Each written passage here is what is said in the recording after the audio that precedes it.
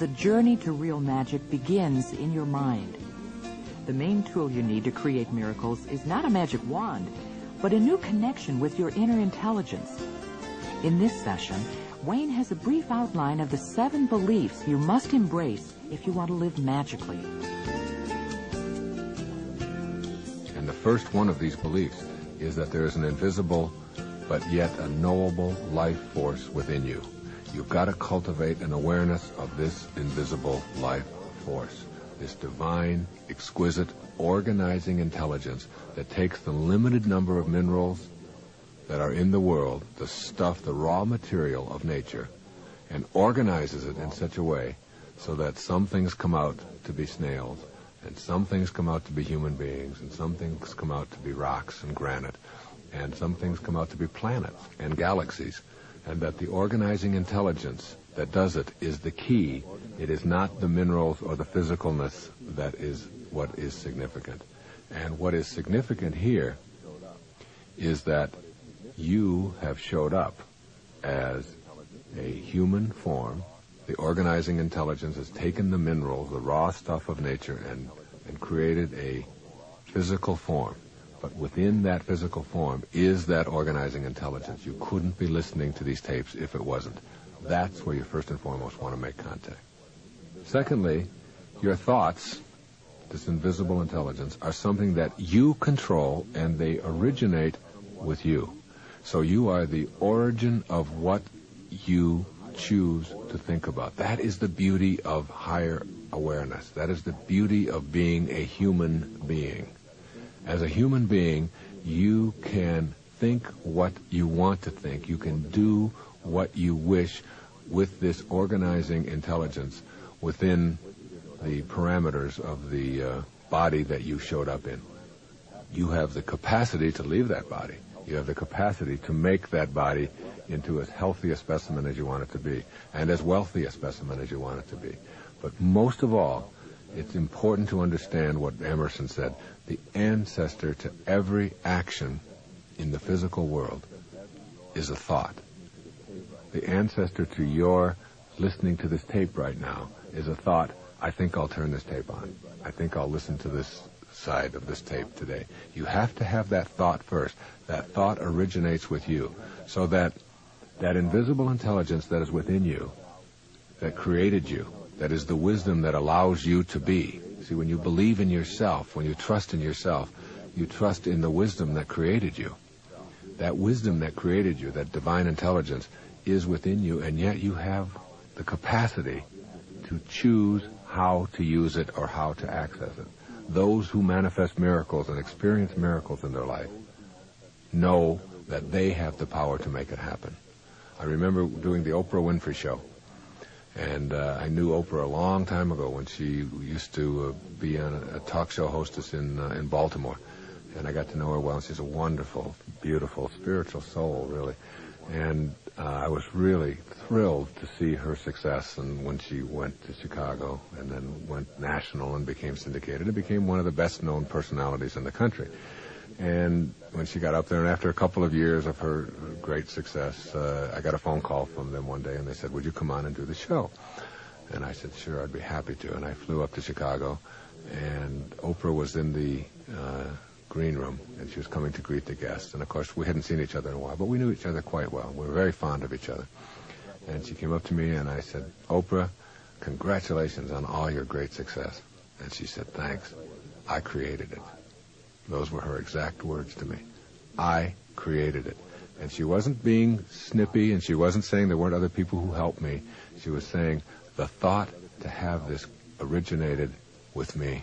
And it did, because she used to tell me in those days when she was teaming up and doing a co-hostess job on a small station in Baltimore, that I can create this magnificence in my life. She always believed that and had that power. And that vision never left. And so if you know and understand that your thoughts, whatever they are, originate with you, what we're really saying here is that you create your own life, because you are what you think about all day long. As you think, so shall you be is the theme of this entire program. As you think, not as you be, so shall you think. Your thoughts aren't going to come from what you do out there physically. unless you want to maintain a real status quo kind of life. But as you think, your thoughts originate with you. You have the capacity to create your life with your thoughts. The third belief to cultivate is that there are no limits. You see, limits exist in the physical world. They are beginnings and ends. Your body is conceived, it is born, it dies. There are limits. There are limits to how much food can be held in your stomach, how many breaths that you can take. The physical world has limitations in it. The invisible world, the world of the commander in the command center, has no limit. How many thoughts can you put into a brain? If thoughts are formless and a brain has form, how many formless things can you put into something that is form? Well, the answer is it's just apples and oranges. One has no limits, one has many limits. Where you live in a world of no limits is in that higher consciousness place.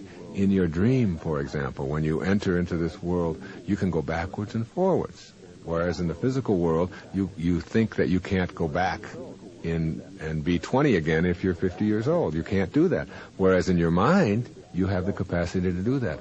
Your mindset is what creates real magic for you. It starts in your mind, and later on we'll move to how you can literally do it in the physical world. But you have to know that there is nothing that limits you in your mind. And anything that you can think of, you can conceive of in your mind, you can produce in the world. So the fact that limits exist means that they only exist in the physical world. What separates us from each other is our physicalness, but what connects us is our invisibleness, and there are no limits there at all. The fourth belief to cultivate in creating real magic is that your life has a purpose. Everything in the universe at the quantum level is on purpose. Your life is like a parenthesis in eternity. You're conceived, you're born, you die, and eternity surrounds this time-space event called your life. Nothing in the universe, as we study it, is without purpose, even though we may not understand what its purpose is. Your life has a grand mission. You have a heroic mission for being here. As Kierkegaard said, we all come to Earth with sealed orders, and it's really discovering those sealed orders. And you'll find that your purpose as a human being isn't really about what you do in your life. It really isn't about the daily activity of your life that is my purpose to be an accountant, or is it to be a dentist? Is my purpose to drive a cab or to stay home and take care of my children?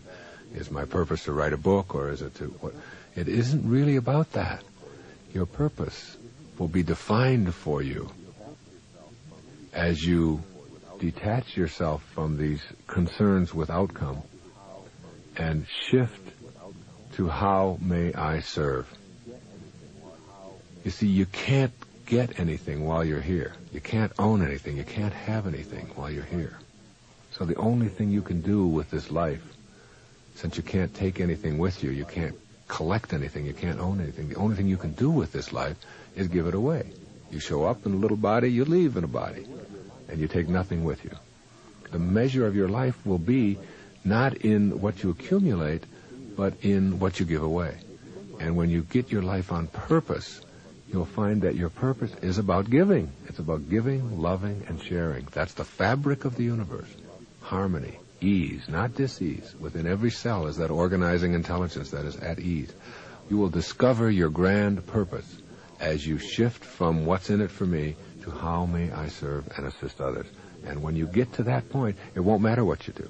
It won't matter whether you're producing a tape series like I'm doing right now, or whether you're holding your little baby in your arms, or whether you're going for a swim, or whatever activity of your life, you'll find that you are on purpose when you are about giving. And I find that one thing I stopped categorizing things in my life as, let's see now, I work so many hours, and I spend so many hours with my family, and I spend so many hours exercising, and all of that is about purpose. All of it is. Every